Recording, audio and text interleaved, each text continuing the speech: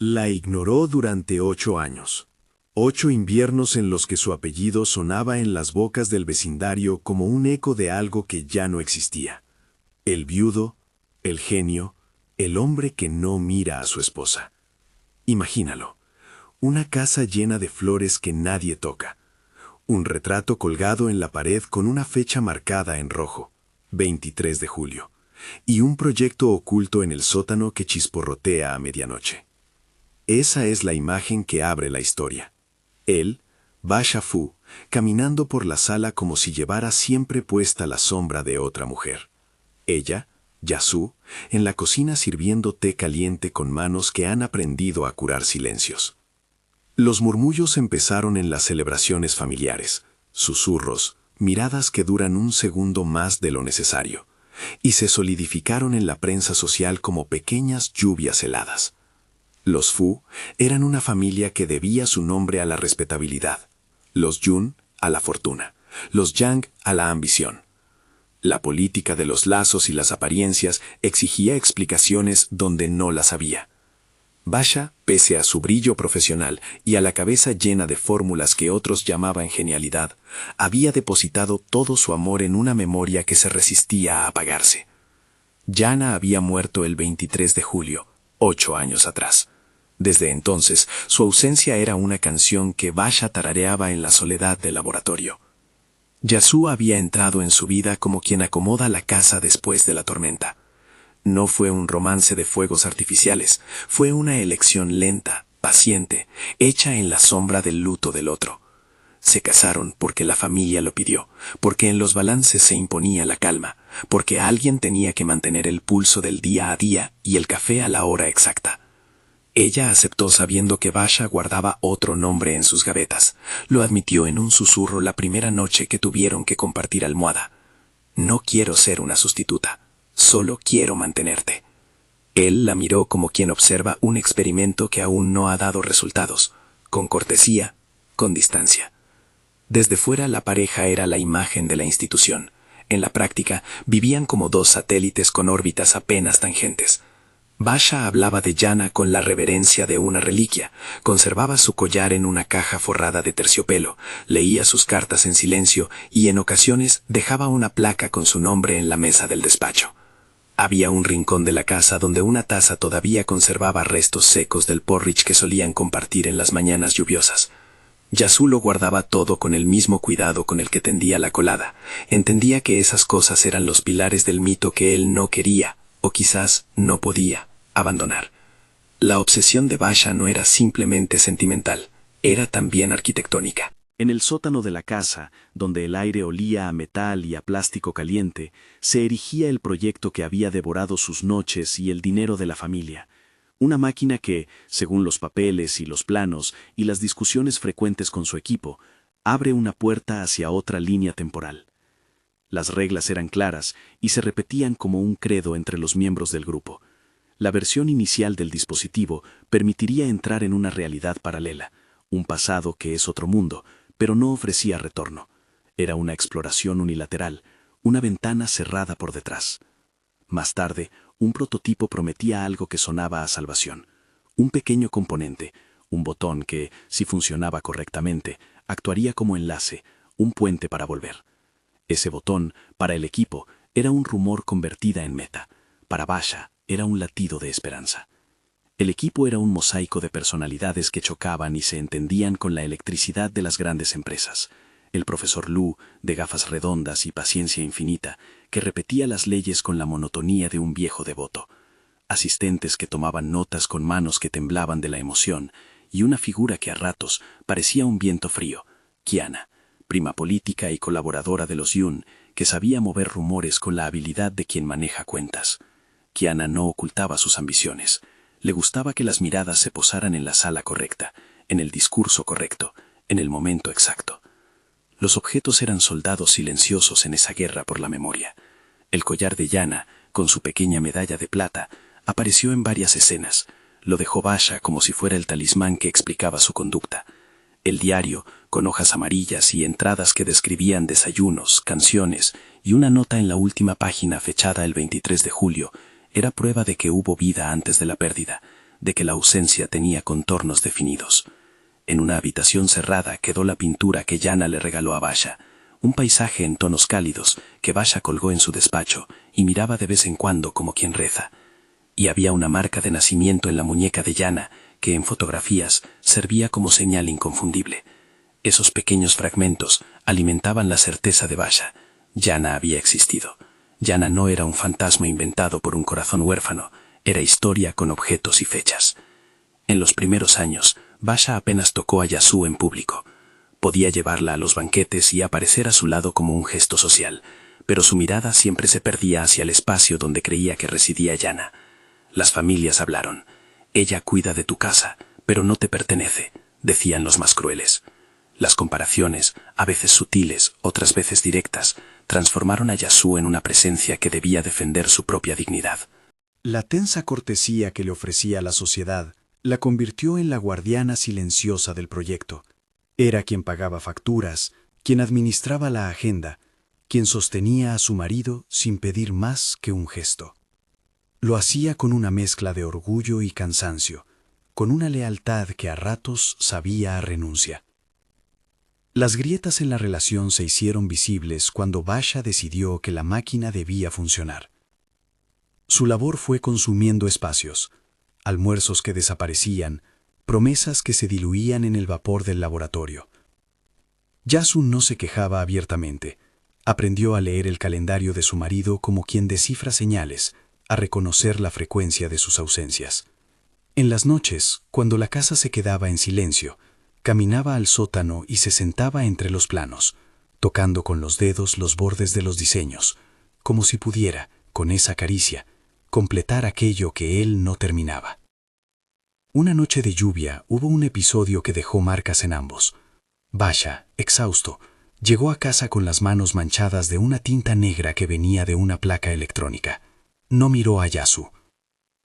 Ella, con una delicadeza que dolía, le limpió la nuca y le ofreció una taza de leche caliente. En el silencio, él dijo una palabra que la atravesó. No puedo. No era un no frío, era un no que llevaba dentro la devastación de alguien que había intentado cruzar un río y se dio cuenta de que el puente no existía. Yasu no replicó, guardó la taza, volvió a la cocina y dejó la ventana abierta para que la lluvia borrara los pasos de la noche. Esa escena, pequeña y doméstica, marcó un antes y un después. Ella comprendió que competir contra un fantasma era una guerra perdida. Él, que la presencia de Yasu era la única salvación práctica, siguió ignorándola, por orgullo, por miedo, por una forma de respeto que confundía con adoración. En el mundo exterior todo comenzó a moverse de otra manera cuando Bashal Yang, el joven CEO de una empresa de tecnología, entró en la órbita del proyecto. Bashal no era un desconocido. Su familia, los Yang, tenían inversiones en la ciudad y buscaban colocar su sello en la ciencia que prometía cambiarlo todo. Era alto, de sonrisa afilada y ojos que combinaban curiosidad con cálculo. Algunos comentaron de inmediato la semejanza entre Bashal y ciertas fotos de Jana. Una postura, la línea de la mandíbula, la forma en que inclinaba la cabeza al escuchar. La comparación se hizo rumor. Kiana, que manejaba información como quien dispone piezas en un tablero, no dudó en aprovechar la semejanza para sus juegos. Las primeras insinuaciones fueron suaves, casi inocentes. Bashal parece tan afable con la señora Fu. Luego se transformaron en algo más dañino. ¿Es verdad que Yasu pasa tiempo con el joven CEO?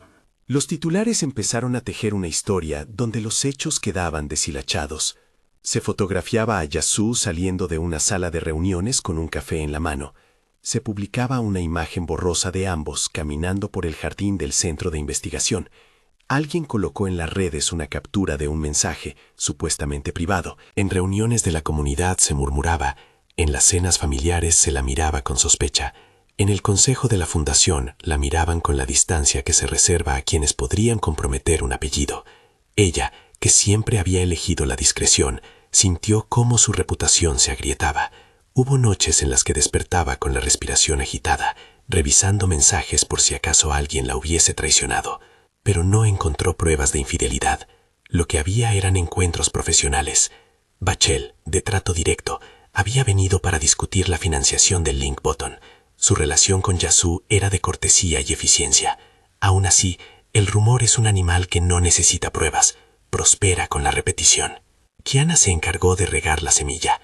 En una cena a la que siguieron varias copas de vino, insinuó con voz dulce que tenía documentos que demostraban que Yasu recibía llamadas a horas inoportunas. Al día siguiente, una foto recortada mostró a Yasu y Bachel en la puerta del salón de actos, hablando en voz baja. Nada más. El público llenó el resto con imaginaciones. Para Basha, esos murmullos eran veneno. Sin embargo, su reacción pública fue la misma de siempre. Distancia. Lo que nadie veía era la batalla que sucedía en su interior. Por una parte, el dolor inmóvil que Yana le provocaba. Por otra, el indicio punzante de que su esposa quizá estaba siendo injustamente señalada. Entre ambos polos apareció la máquina como una tentación que ordenaba prioridades. Podría ir a mirar, a confirmar, a vivir en otra línea donde Yana no hubiese muerto. Si eso fuera posible, ¿qué derecho tenía a exigir fidelidad en el presente? En el laboratorio se aceleraron las pruebas.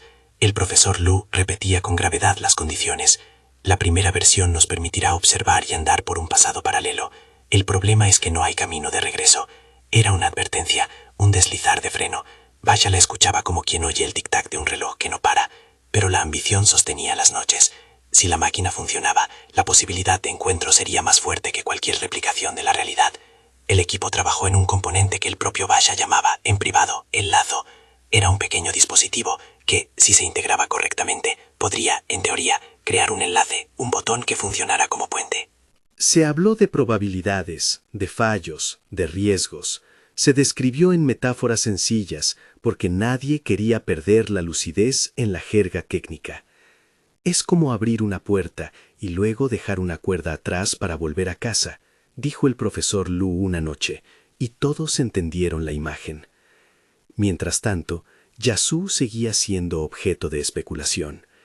Un día, al regresar de una reunión en la que había expuesto un presupuesto, encontró una nota en su coche. «No mereces ese lugar. Aléjate». Era una amenaza con tinta barata. No había firma. No dañó ni su coche ni su nombre, pero dejó el sabor de la intimidación. Fue entonces cuando decidió que ya estaba harta de ser el blanco silencioso. No para enfrentarse a Basha, él era un territorio por descubrir, sino para proteger su propia dignidad.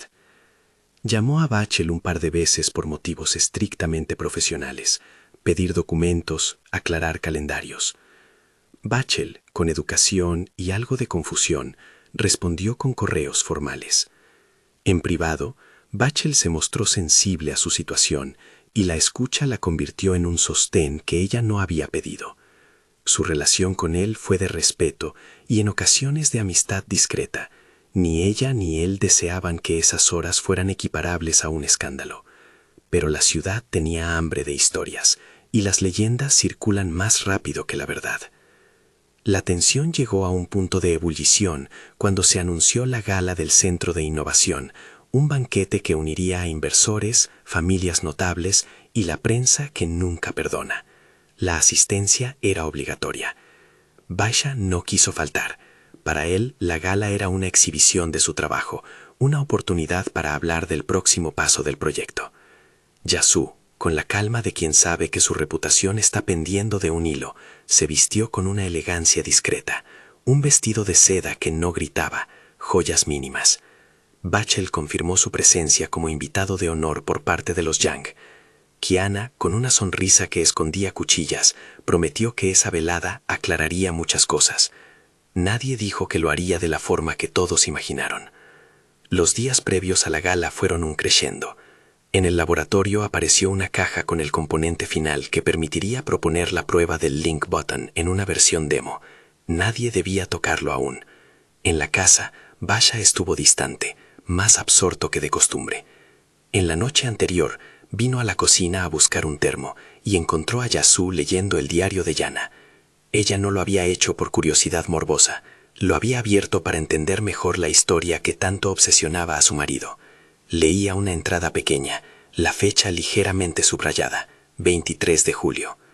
En un flashback en primera persona, Yasu recordó la voz de Yana descrita en aquel escrito, una risa entre cucharas y lluvia, una promesa de futuro que quedó en una frase corta. Fue un momento de empatía inesperada.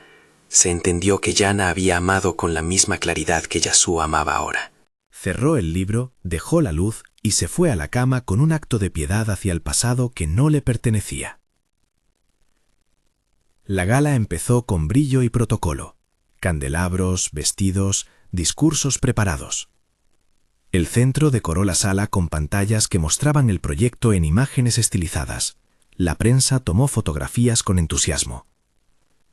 Basha subió al estrado para hablar, y su voz, al principio contenida, se fue haciendo más intensa. Dijo palabras que muchos aplaudieron: avances, esperanza, la promesa de una ciencia que mira hacia atrás para aprender. Al volver a su asiento, la sala parecía observarlo con respeto. Eso no cambió la soledad que, en su rostro, era una línea franca. Fue cuando la luz se abrió para el intermedio que el rumor, alimentado por la casualidad, pretende convertirse en verdad. Basha se acercó a Yasu con la cortesía que rozó lo protector. «Señora Fu, quería felicitarle por su intervención en la mesa de financiamiento», dijo. Fue un gesto corto, una inclinación de cabeza, una mano que rozó el costado del brazo al pasar. Para quienes no querían creer en la inocencia, ese roce fue la señal que esperaban. Alguien del otro lado de la sala comenzó a grabar con el teléfono. Una imagen más tarde, la foto recorrió la red. Yasu y el joven CEO conversando en la penumbra, sus sonrisas captadas en un instante que la ciudad tradujo como confesional. Basha desde su mesa vio ese movimiento, no por envidia del que cambió de propietario, sino por un extraño choque entre dos realidades, la que él insistía en habitar, la de la memoria, y la que se presentaba ante sus ojos, la mujer que había elegido permanecer a su lado, hablando con un hombre que no era él. En su pecho brotó una tensión que no sabía administrar. Había ignorado a Yasu durante años con la frialdad del que rinde culto a una ausencia. Sin embargo, en ese momento, la imagen de ella en brazos de la sospecha le golpeó la garganta con una furia distinta, con un celo que no había mostrado antes. No fue la furia del hombre que busca destruir por orgullo, fue la furia de quien descubre que la posibilidad de perder algo que nunca afirmó le hiere de una manera inesperada. La escena escaló con la velocidad de un buen trueno. Kiana, siempre hábil, vio la posibilidad de dar un paso más. Acercó a un reportero al lugar en el que se encontraban, y sus palabras, susurradas en el oído, fueron gasolina. Basha, por su parte, no tuvo tiempo de medir el efecto de su educación. Se retiró con elegancia, pero la semilla ya estaba plantada. En la mesa de Basha, un vaso tembló. Alguien tocó el hombro de un asistente, y la información empezó a avanzar en olas. Los murmullos se convirtieron en cuchicheos, y los cuchicheos en comentarios más explícitos. El espejo social se volvió implacable. Basha se levantó. Fue un movimiento que sorprendió a todos, no tanto por su altura, sino por la intensidad de su paso. Caminó hacia la salida del salón sin mirar a nadie. Su rostro estaba pálido, sus ojos de una determinación que no admitía protesta. La multitud partió, como si un barco hubiese pasado rompiendo aguas. En el jardín, la noche olía a azahar y a lluvia reciente. Las luces de la ciudad titilaban con indiferencia. Allí, colgando de su mano como un peso, llevaba la caja que aún contenía el componente del link button. Nadie supo exactamente por qué lo había tomado. ¿Iba a guardarlo? ¿A destruirlo? ¿A convencer a su mujer de que todo podía resolverse con un salto a otra línea? Cuando salió al jardín, el mundo se cerró en un instante. Yasu estaba con Bachel, de pie junto a una columna, hablando a media voz. La foto que había circulado parecía una sombra de la escena real. En la vida real, ella miraba a Bachel con una expresión que mezclaba cansancio y agradecimiento. Él le ofrecía palabras de apoyo sobre la campaña de financiación. Basha los observó.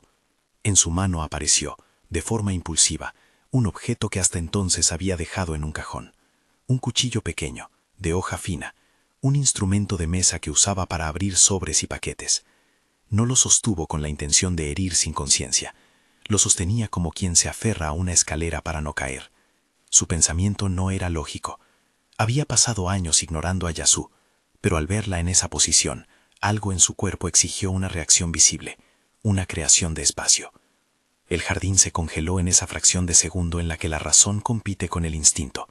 La gente que pasaba por allí apartó la mirada, algunos por respeto, otros por horror. Bachel, sorprendido, dio un paso atrás con las manos en alto en señal de paz. Yasu, al ver la expresión de Basha, retrocedió, pero no huyó. Hubo en su rostro, por un instante, una mezcla imposible de sorpresa y comprensión. En su mente se activaron todas las preguntas que había cultivado en silencio. ¿Por qué no luchaste por mí antes? ¿Y por qué ahora que me ven te alteras? Sus ojos buscaron el collar de Hannah, la caja con el componente, el diario que ella había leído esa misma noche. Todo era un tablero de piezas frágiles. Basha habló, y su voz salió dislocada, entrecortada. ¿Con quién estás? No fue tanto una pregunta por física infidelidad, como una indagación sobre pertenencias emocionales. Su mano empuñando el cuchillo se mostró como una prolongación de la inseguridad. Kiana apareció en la escena con una sonrisa que nadie le pidió. La prensa, que olfateaba el escándalo como un animal hambriento, se agolpó en el borde del jardín. Fue un momento crueldad pura. La ciudad tenía ahora la imagen que necesitaba, y el sonido de un cuchillo acariciando la luz de la luna era otra nota para el coro. Yasu, con el pulso que había aprendido a domar durante años, dio un paso adelante y puso su mano entre el arma y el cuerpo de su marido. No gritó, no dejó escapar reproches. Había una decisión que debía tomar, y por primera vez en años, la eligió frente a todos. Basha, dijo con una voz que se mantuvo firme pese al temblor de su mano. Bájalo. Sus ojos estaban abiertos, no imploraban. Eran ojos que demandaban claridad. El público contuvo el aliento. Bachel, intentando mediar, habló con una voz que quería ser moderadora. Señor Fu, tranquilícese, esto no vale la pena. Kiana, a la distancia, parecía disfrutar de la escena que había orquestado con sutileza. En ese instante, alguien colocó sobre la jardinera, cerca de donde Yasu apoyaba la palma para impedir el avance, una pequeña caja negra. No era la que contenía el componente del link button, era un paquete menor, con el sello de centro. Alguien la podía interpretar como una casualidad. Otros, con ojos entrenados para la intriga, la verían como el detonante. Basha la atendió con la mirada, y su mano, que había empuñado el cuchillo, vaciló. Fue el momento en que el pasado y el presente se encontraron en la punta de una hoja de metal. No es que la historia cambie en un segundo. Las decisiones se tejen lentamente hasta llegar a un punto donde cualquier movimiento parece simultáneamente inevitable y absurdo. Yasu respiró hondo, y en su mente pasaron imágenes de los últimos años. La taza de porridge, las noches en vela en el laboratorio, la mañana en que encontró la nota anónima, el susurro de las páginas del diario que describían la risa de Hannah. Basha vio en sus ojos algo que no había visto en meses, la pregunta de quién era ella realmente, de qué era dueña de su vida y del derecho a escoger. Las palabras que salieron de su boca fueron simples, y por eso cortaron. No te dejo decidir por mí mirando a otro.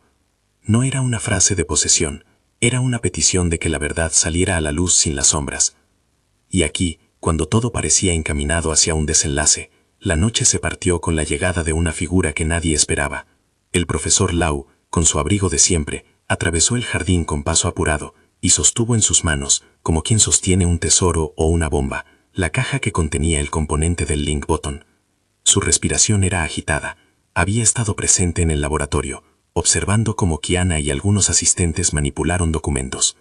Él miró a Basha, luego a Yasu, como si quisiera ofrecer una salida o cerrar una puerta. No podemos usarlo aquí, dijo en voz baja, las palabras clavándose en la piel del silencio. No en estas condiciones. La tensión, que ya era un hilo tenso, vibró al máximo. Bachel retrocedió. Kiana sonrió con frialdad, y las cámaras captaron cada microgesto. Basha dejó caer el cuchillo sin que nadie supiera si había sido su voluntad o un movimiento inconsciente. La hoja golpeó el pavimento con un sonido seco que resonó entre las palmeras. La noticia era perfecta. Un genio al filo de la violencia, una esposa acusada, un joven CEO en el centro de la tormenta, y en medio de todo, un dispositivo que prometía jugar con las realidades. Hubo quien pensó que la noche iba a terminar en arrestos o en reconciliaciones llenas de lágrimas, pero los finales son para otros capítulos. En ese jardín, con la luna testigo y el murmullo de la ciudad como telón, se produjo un gesto silencioso que nadie esperaba. Yasu recogió el cuchillo del suelo con la misma calma con la que recoge un vaso roto. No lo usó. Lo sostuvo como si fuera la contraseña de algo que debía decidir. En su bolsillo derecho, escondido entre los pliegues del vestido, palpaba una pequeña caja.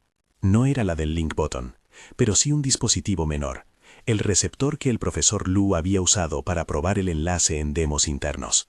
Podía activar, por un instante y con enormes riesgos, una señal que atrajera la atención de una línea paralela. No permitiría una entrada segura, ni mucho menos un regreso garantizado, pero era un botón que, pulsado en el momento justo, podría crear una fisura. Los ojos de Basha buscaron ese gesto. Los de Bachel, incrédulos, pensaron en alejarse.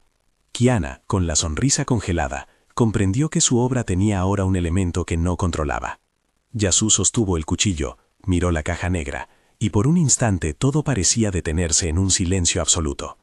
En la distancia, un reportero murmuró en su micro: «Esto será histórico». Nadie supo si se refería al escándalo, al posible uso del link, o a la decisión que debía tomar la mujer que años atrás eligió quedarse. La historia se quedó colgando en ese instante. La mujer que había sido ignorada durante 8 años sostenía un arma y una posibilidad tecnológica en el mismo gesto.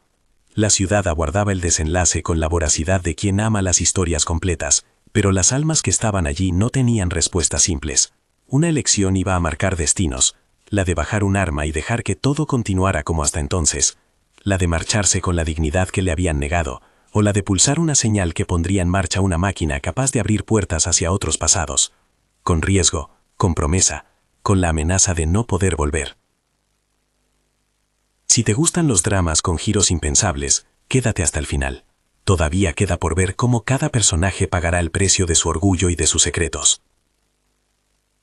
La luna seguía alta sobre el jardín cuando el profesor Lu miró a Yasu con una mezcla de súplica y advertencia. «Si activas algo aquí», dijo en voz que apenas era audible, «no habrá vuelta atrás sin garantías. Es peligroso». «Vaya», con la mandíbula apretada, pronunció el nombre de Yana como una invocación y apartó la mirada. Kiana se acercó con pasos medidos, contemplando la escena como quien observa una obra mal terminada. Bachel se inclinó hacia adelante, ofreciendo su teléfono como si fuese un mediador. Nadie movió ficha. La decisión de Yasu, capturada por 100 cámaras, sería registrada en la memoria pública. De su mano dependían ahora no solo su honor, sino posibilidades que ninguno de los presentes había sabido qué hacer con ellas. La promesa de recuperar un pasado paralelo, la tentación de huir de un presente castigado, o la opción más silenciosa y quizá más valiente, de reclamar un lugar en la vida que había elegido vivir. Mientras tanto, el componente del link button reposaba en el bolsillo del profesor Lu, y el rumor de su existencia se sentía como un latido en la palma de la ciudad. En ese punto, la noche pareció contener la respiración. La gente alrededor se convirtió en una franja de colores y voces. El futuro, por primera vez en años, dejó de ser una sombra vagamente imaginada y se volvió una bifurcación tangible delante de sus ojos. La pregunta que flotaba en el aire era simple y terrible. ¿Qué pesa más, la memoria de un amor perdido o la dignidad de quien ha sostenido la vida diaria por años? Las respuestas no son uniformes. Algunas nacen de la lealtad, otras del arrepentimiento y otras del impulso de la supervivencia. Lo que nadie podía prever era que la máquina, esa entidad técnica que había prometido consuelos o perdición, iba a convertirse en el espejo donde cada personaje se vería desnudo. Yasu, con el cuchillo aún en la mano, sintió cómo la historia que la definía se le abría entre las manos. Sabía que su elección no solo sería juzgada por su marido o por las familias, sino por una ciudad que aprende rápido a separar héroes y villanos. El viento trajo un sonido, un susurro que podía ser lluvia lejana o el rumor de las redes. Y fue en ese murmullo donde se cerró, por un momento, la escena. No hubo conclusión definitiva, en su lugar hubo un punto de ruptura. Una mujer en posesión de una decisión. Un hombre que había ignorado a su esposa durante 8 años y ahora mostraba la reacción que prometía cambiarlo todo. Y un botón, real o simbólico, que esperaba ser presionado. Después de todo, la historia no termina cuando alguien baja un cuchillo, ni cuando un dispositivo se sostiene en la palma. Termina cuando la elección cristaliza. Aquí en la penumbra del jardín, esa elección está a punto de producirse, y lo que ocurra después podrá salvar o destruir muchas vidas. Antes de seguir, dime, ¿qué habrías hecho tú en su lugar? ¿Habrías elegido la verdad, la huida o el riesgo de cruzar a otra vida? Si quieres saber cómo continúa y qué decisión toma Yasú y sobre todo cómo reacciona Basha cuando la verdad salga a la luz, comenta abajo y mira la siguiente parte de esta historia. La respuesta no será sencilla, y la máquina, con su lazo prometido y su riesgo mortal, aún tiene la última palabra. Yasú dejó caer el cuchillo sobre la palma de su mano como quien suelta una moneda al borde de un pozo, no por ira, sino para sentir de nuevo el peso de su propia voluntad. La noche, que hasta entonces había sido un tablero de miradas y rumores, se convirtió en un territorio privado, donde ella tenía, por primera vez en años, el control.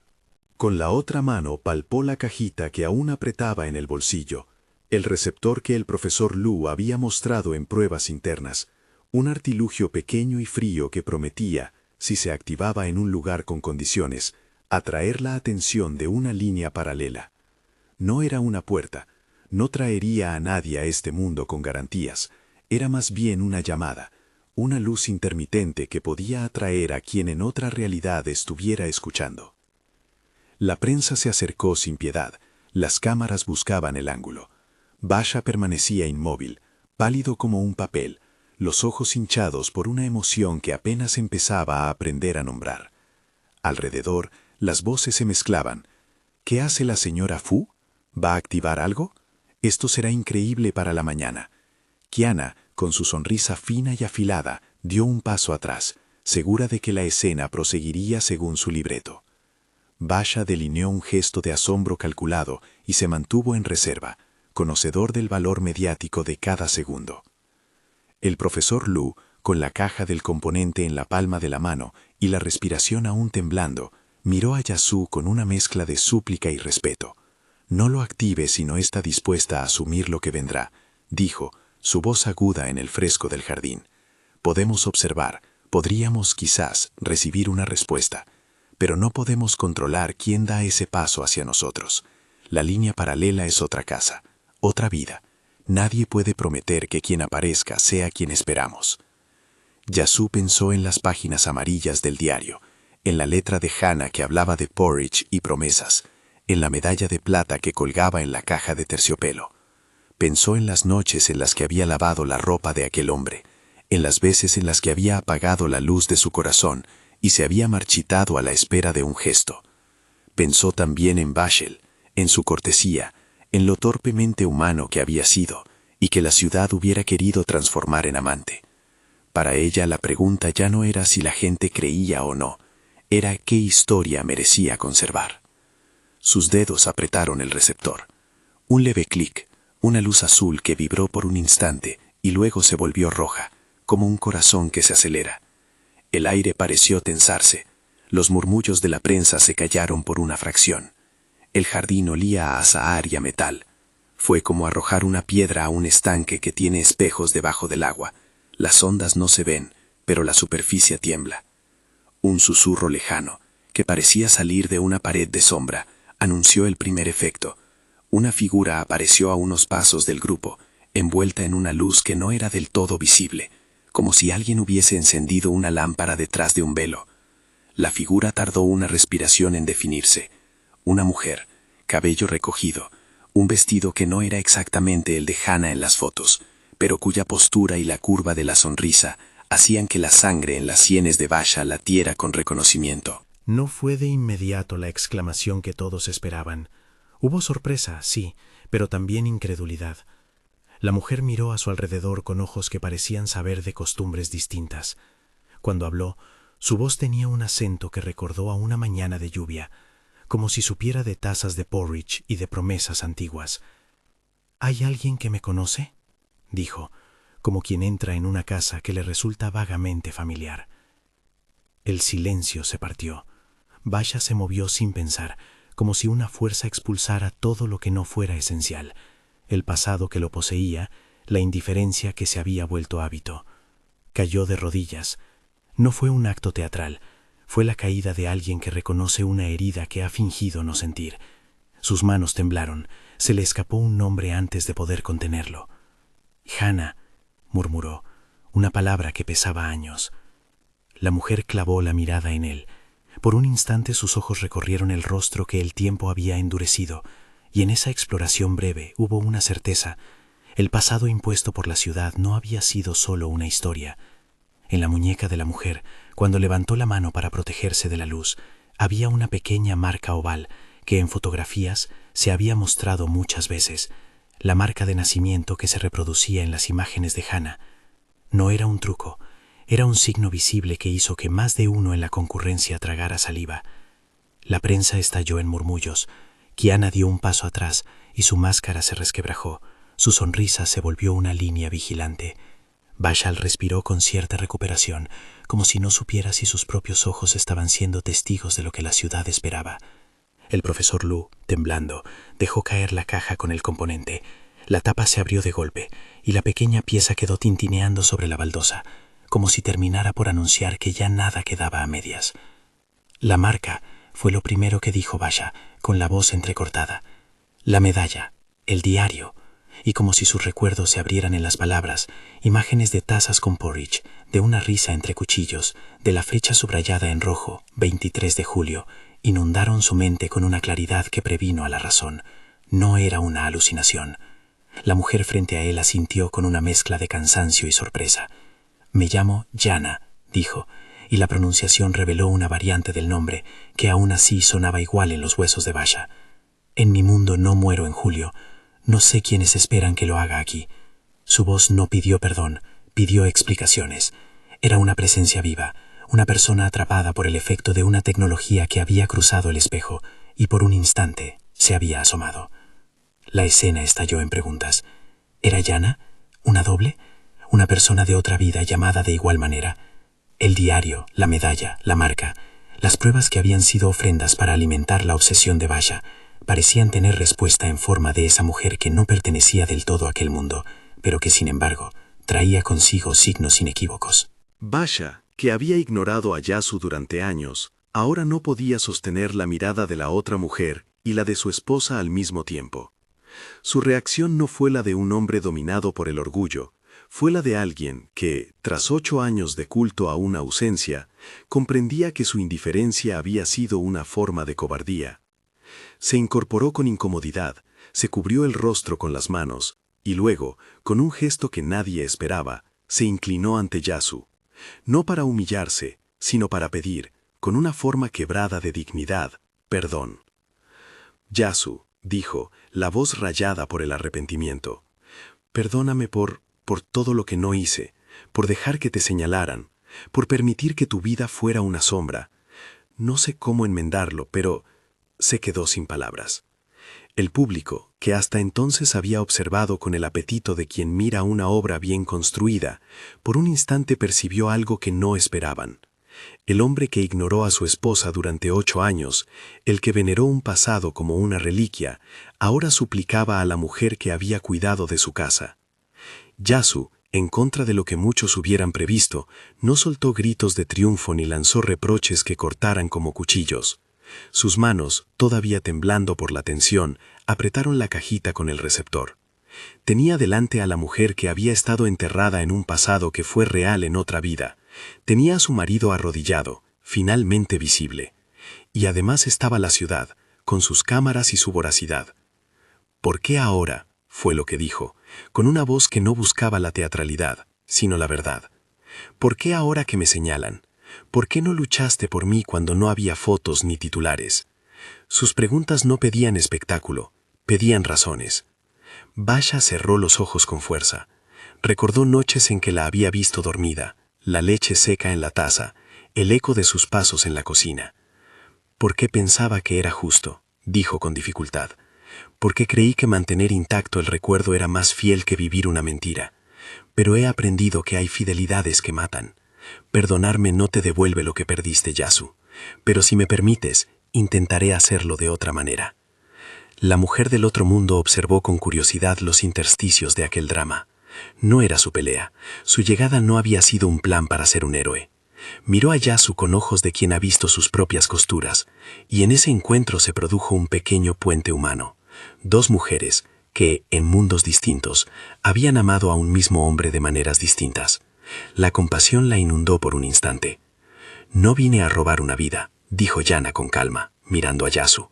«No soy una usurpadora. Solo aparecí porque sentí un latido en otra línea. Aquí, en mi casa, también hay decisiones que me llaman. No vine a juzgar, vine a ver si lo que ustedes llaman pasado es verdad». Su manera de hablar, sin melodrama, diseccionó la escena con un bisturí leve.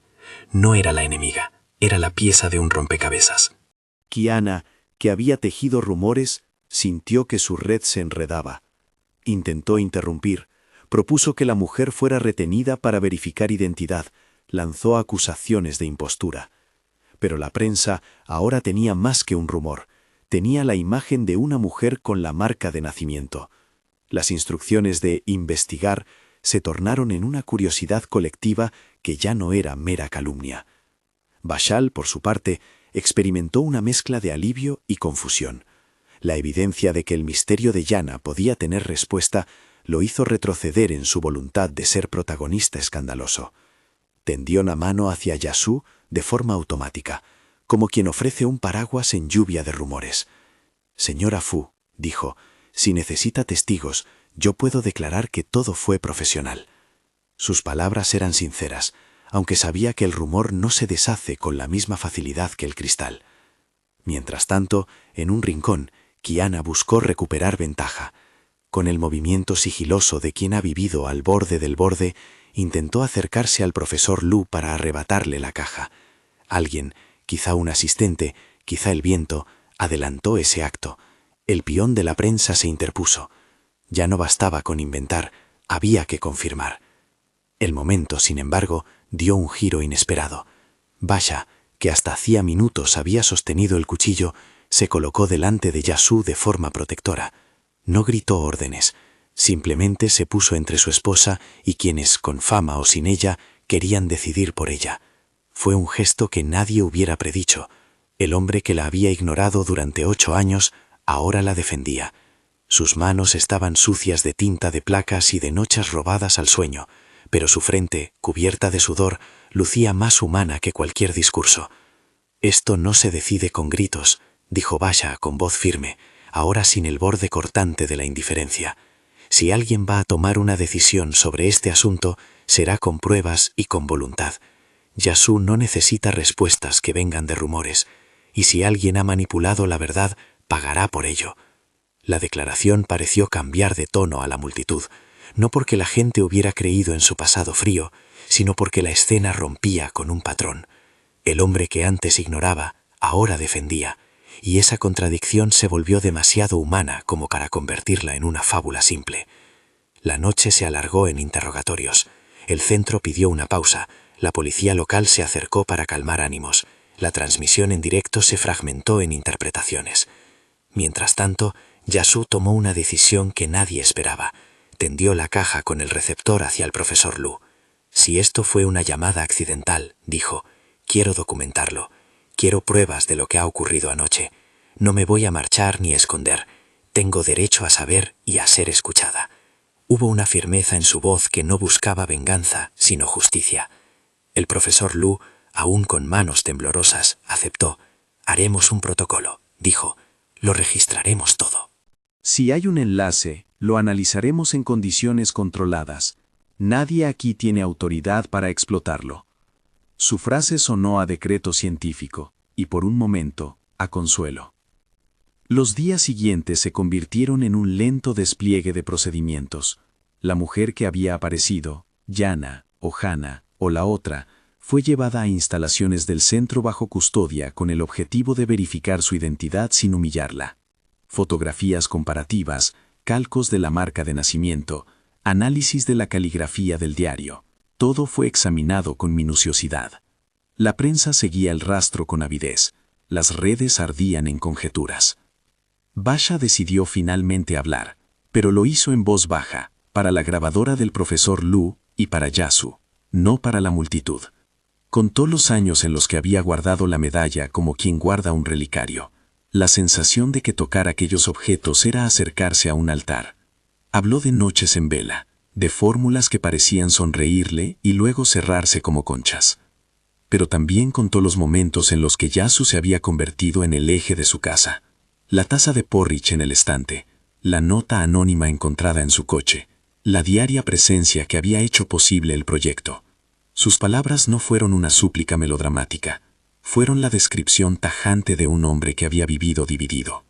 Yasu, por su parte, insistió en que el comportamiento público de Basha no borrara lo que ella había sido durante los años. No decía que su paciencia fuera un privilegio incondicional, pero no permitiría que la gravedad de la noche se convirtiera en un arma para borrarla. Habló de la humillación recibida, de las noches en vela para limpiar los rumores, de las facturas pagadas y de las manos que habían mantenido el calor de la casa. Su discurso, medido, hizo que muchos comprendieran que había belleza en la resistencia silenciosa, y que la dignidad no es un rumor que la prensa pueda quebrar sin consecuencias. Mientras el centro articulaba medidas científicas, fuera de ese ámbito los otros actores movían sus piezas. Kiana se reunió con influyentes y comenzó a tejer una defensa basada en que la aparición era un montaje. Bashel ofreció apoyo público a Yasu, declarando que su relación había sido profesional y que lo sucedido era un malentendido de proporciones gigantescas. Algunos le creyeron, otros no. La ciudad se dividió, como suele ocurrir cuando una historia pide héroes y villanos en versión reducida. Las pruebas avanzaron. La marca de nacimiento coincidía. La caligrafía de Yana presentaba rasgos similares a los de las páginas del diario. Quedó claro que existía, al menos una persona en otra línea cuyo conjunto de signos coincidía con los recuerdos que Basha había guardado como reliquia. La noticia, sin embargo, no trajo la paz. Trajo preguntas que la ciencia apenas empezaba a formular. ¿Qué responsabilidad tenía el que había creado la máquina? ¿Hasta dónde era legítimo usar la tecnología para buscar el pasado? En medio de todo ello, la cuestión íntima entre Basha y Yasu siguió abierta. La ciudad podía devorar rumores, los científicos podían administrar pruebas, los abogados podían dibujar límites, pero la única decisión que necesitaba resolución inmediata era la que concernía a las dos personas que habían compartido una casa. Basha, con la humildad de quien ha visto a su propia vida al borde del precipicio, pidió tiempo. «No puedo prometer una reparación completa», dijo, «pero puedo prometer que derribaré el santuario donde escondí mi dolor. No quiero que nuestra casa sea un museo de ausencia. Si me das, ya no más indiferencia». Yasu consideró la oferta. Sabía que las declaraciones podían ser viento y que la fama tarda en traducirse en actos. Sin embargo, había algo en la mirada de Basha que sonaba a sinceridad. El brillo en sus ojos no estaba solo en la ciencia. Había una claridad que parecía haber brotado del reconocimiento de su propia cobardía. Ella tomó la mano de él, no como señal de sometimiento, sino como un contrato tenue. «Camina conmigo fuera del laberinto», dijo. «Primero, derriba las cosas que te atan. Segundo, acompáñame a reconstruir lo que hemos perdido». No fue una rendición, fue una oferta con condiciones. La reconstrucción empezó con gestos pequeños, cenas compartidas que no eran programadas, conversaciones sin testigos, promesas que se firmaron en silencio. Basha empezó a acudir a terapia, a reconocer la manera en que su devoción por un recuerdo había lastimado a la persona viva que tenía a su lado. Yasu, por su parte, pasó de ser la guardiana silenciosa a la compañera que pedía, sin estridencias, reciprocidad. La ciudad, que tanto disfrutaba con la carnicería de los escándalos, observaba con otra curiosidad. ¿Sería posible una reconciliación que no requiriera una salvación tecnológica? Porque la máquina del tiempo no había sido la solución, sino el detonante. Ella seguía allí, en el sótano, con sus planos y su caja de componentes. El profesor Lu trabajaba con cautela. Las pruebas que la habían llevado hasta el jardín ahora se documentaban en protocolos. Se acordó que ningún experimento se haría sin un comité de ética y sin la presencia de testigos imparciales. El Link Button, la pieza que prometía retorno, permanecía bajo custodia y su ensamblaje fue prohibido hasta que se establecieran reglas claras. En teoría, la ciencia había ganado tiempo para no dejarse devorar por la avaricia. No obstante, el tiempo que la ciencia quería comprar fue en la práctica un regalo que el orgullo de algunos no supo soportar. Kiana, cuya vida se alimentaba del control, no aceptó que la historia se resolviera con protocolos y palabras amables. Esa noche en el jardín había demostrado que la verdad no siempre es suficiente cuando el gusto por el escándalo pesa más que la prudencia. Sus contactos le ofrecieron una salida, un inversor descontento, un intermediario sin escrúpulos, la posibilidad de apropiarse de la pieza que convertiría cualquier frontera entre mundos en una mercancía. Kiana, calculadora, decidió que si no podía ganar respetabilidad sin mover la rueda, la movería por otros medios. En un movimiento que parecía sacado de una novela negra, organizó un pequeño robo dentro del centro, no para llevarse a una persona, sino para hacerse con la pieza que prometía retorno. A la madrugada, cuando el centro cerró sus puertas y el frío hizo que las luces parpadearan, una sombra se deslizó por los pasillos. El guardia de turno, distraído, no notó el paso medido. La caja con el componente desapareció de su mesa como si nunca hubiera estado.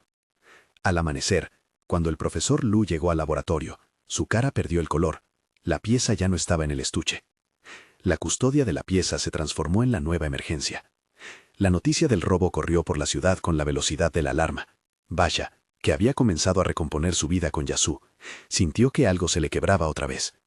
No por la pieza en sí, sino por la sensación de que la tecnología por la que había vivido podía caer en manos que no entenderían su peligro. Entre sus manos reapareció el viejo deseo de control. Si eso se usaba sin responsabilidad, los mundos podían cruzarse sin respeto ni permiso. Kiana, por su lado, no pensó en el desastre ético, pensó en la ventaja, en el poder de controlar quién volvería y quién no. Se reunió con gente que necesita peso, y pronto algo más que rumores empezó a circular. Figuras que, en la sombra, querían explotarle posibilidad de vender viajes, de chantajear con regresos, de convertir el arrepentimiento en negocio. El componente se volvió el objeto más deseado de la ciudad. En un giro que pocos vieron venir, Basha, el joven CEO, tomó una decisión que le costaría la neutralidad. Se ofreció a ayudar a rastrear la pieza. Lo hizo públicamente y sin aplausos. Lo hizo porque comprendió que su nombre y su presencia habían sido utilizados para crear la mancha en el vestido de Yasu, y que por encima de eso había una responsabilidad ética. Sus recursos privados sirvieron para seguir huellas, pagar informantes discretos, y así, en una noche clara, una señal silenciosa indicó dónde estaba la pieza, en un almacén fuera del centro, custodiada por hombres que no sabían exactamente su valor moral, solo su precio. La recuperación fue rápida y no convencida. No hubo violencia, pero sí intercambio de billetes, promesas y varios teléfonos quemados después de la transacción. La pieza volvió a manos del centro, pero ya no con la fe ingenua de antes. Regresó como una moneda marcada por la corrupción de quienes la desearon. Las razones que llevaron al robo se hicieron públicas al cabo de unos días. El centro presentó pruebas, la policía investigó. Kiana fue acusada formalmente en un proceso que iba a ser largo y doloroso. La ciudad, que tanto ama las reconciliaciones limpias, tuvo que aceptar que la moralidad no se restauraba con un titular. Para Basha y Yasu, todo aquello fue la última prueba. La pieza regresó, sí, pero el ecosistema humano que había permitido la obsesión ya no era el mismo. Había que decidir qué hacer con la máquina. Los expertos propusieron destruirla, o al menos sellarla, hasta que la comunidad internacional pusiera reglas. Basha, que había visto el daño que su propio culto a la memoria había causado, estuvo de acuerdo en que la pieza debía dejar de ser tentación. Aún así, pedía que la ciencia tuviera su lugar. La investigación seguía siendo legítima, dijo, pero no a costa de vidas humanas, ni de la dignidad de quienes pudieran ser utilizados como experimentos. La decisión final fue dolorosa y colectiva. El centro votó por desarmar la versión de la máquina que permitía cruces sin control. Se mantendrían los programas de investigación, pero sin la posibilidad de abrir líneas menos reguladas. En lenguaje llano, el aparato permanecería en el laboratorio, bajo llave, accesible solo a comités que incluyeran voces civiles y expertos en ética. Fue un acuerdo que pareció razonable, aunque dejó a muchos insatisfechos. Con la calma, esa que no es silencio sino trabajo de cada día, Basha y Yasu comenzaron a recomponer su hogar. No fue una reconciliación mágica, fue una negociación de cada gesto. Aprendieron a hablar de Yana sin que el nombre fuera una espada. Aprendieron a tomar decisiones juntos. Aprendieron también a nombrar los límites de la ciudad, de la prensa, de la ciencia.